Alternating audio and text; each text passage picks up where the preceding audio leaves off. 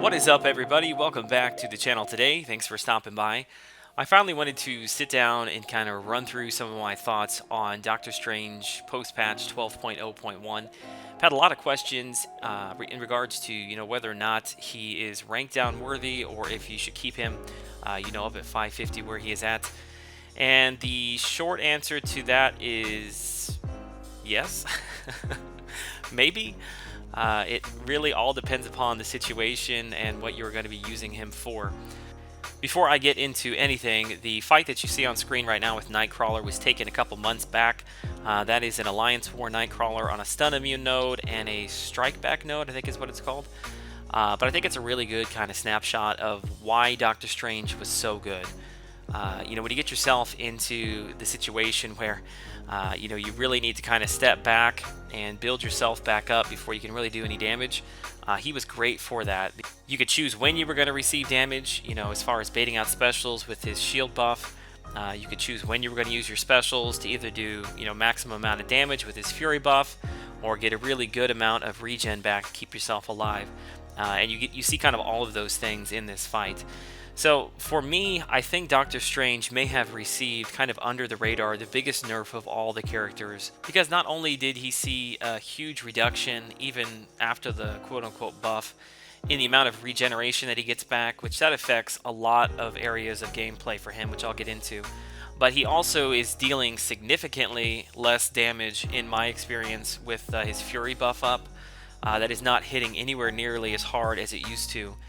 And then also another significant piece of him that I think is overlooked is when he is in his mode where he takes less damage. In the past, whether you were parrying or whether you were just blocking, you were getting 100%. There's a 100% chance that you were going to take no damage. So that was really the time for you to be able to control the enemy and bait out specials, especially if you were really low on health. You could bait out those specials, you could take no damage, and then you could work into your fury state and your regen state. And right now, at least in my experience, when you are parrying, you are taking no damage.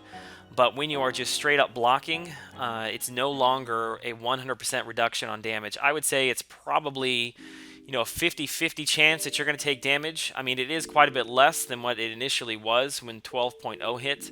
But still, you are going to be taking damage, which I think is not something that should be overlooked when you're talking about the nerfs that were applied to Doctor Strange. So what I want to look at first is, what does 200 health per hit really translate into when you're playing? How long does that take to get your regeneration back?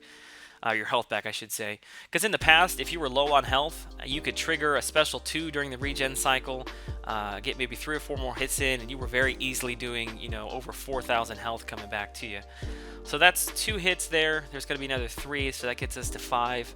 And I'm just going to keep track of how many hits it takes. I think that's, I got 1 more in there, so that got us to 6. So at the beginning of that, I let my health drop down. I would say just below 50%. So 6 hits got us basically back up to half health.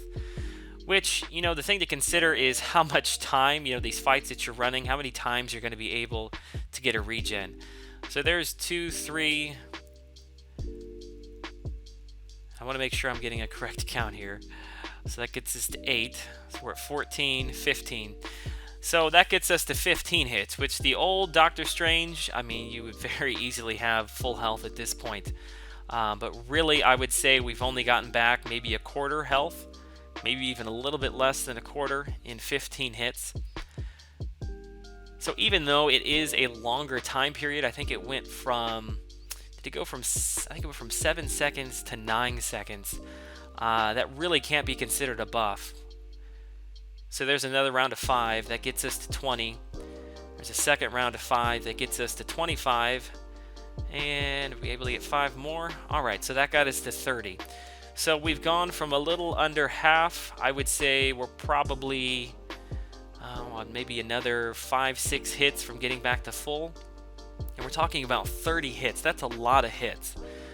When you are running in Alliance Wars especially, you just don't have that much time to cycle through that many, regeneration cycles.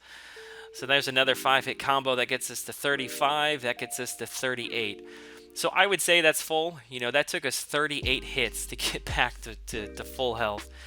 Which the point I think that I'm trying to make here is, in the past, you could go up against characters, at least I would all the time, in Alliance Wars, even in Alliance Quest, I would go up against characters like Electro.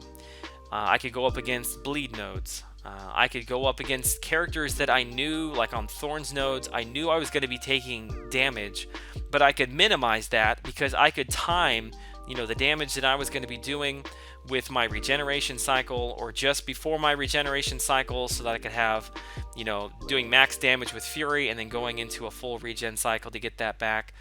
And I really don't think that you're going to be able to do that now. So not only has your health been decreased across the board, but I think your effectiveness against all of those types of nodes and characters, you're just not going to be able to use him. You cannot constantly wait, especially in Alliance Wars, to do damage against Electro and then, just wait. Sitting around and waiting to get all the way back around to a regeneration cycle, only to get back a very, very small percentage of the damage that you were taking. And honestly, I haven't really even mentioned here, but the amount of damage that you are putting out is so significantly decreased that I think the point I'm trying to make is Doctor Strange, at least in my opinion, is not going to be a character that you're going to want to use in Alliance Wars any longer. He always was kind of a staple for me when I went into Alliance Wars because he was so useful against so many nodes. But now, Electros you're not going to be able to go up against, at least very effectively. Bleeds nodes, Thorns nodes, even if you run into an Ultron. In the past, that was already a really long fight because he gets back a portion of the damage that you're dealing because it's not physical. And you could kind of draw out that fight because you get so much regen back and you just you kept going till you beat him. But now his damage output is so significantly reduced that I don't think you could beat an Ultron in less than like 150, 160 hits. I'm not sure that you could do it at rank 550. So, and I know Ultron, especially with everybody ranking down and ranking up, there's probably going to be a lot of Ultrons floating around, even more so than there were before, especially in the lower ranks. Which that for me, kind of everything coupled together, kind of spells the end for Doctor Strange in Alliance Wars. I just don't see him being a better option to take in right now than X-23 or the regular Wolverine. I think Scarlet Witch is still ahead of him. I think Ghost Rider and Dr. Voodoo obviously are more effective than him. So I think he kind of falls off that roster when it comes to Alliance Wars.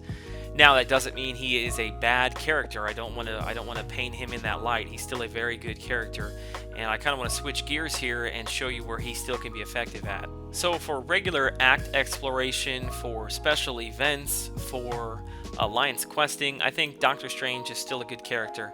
If you have him at 550 and you don't need anybody else in your roster for Alliance Wars on offense, I probably wouldn't rank him down unless like you've got let's say a Voodoo sitting below him. I would switch him in that case. But for the exploration wise, in Alliance questing, I don't think he's a boss killer, but he's going to be a very good lane clearer.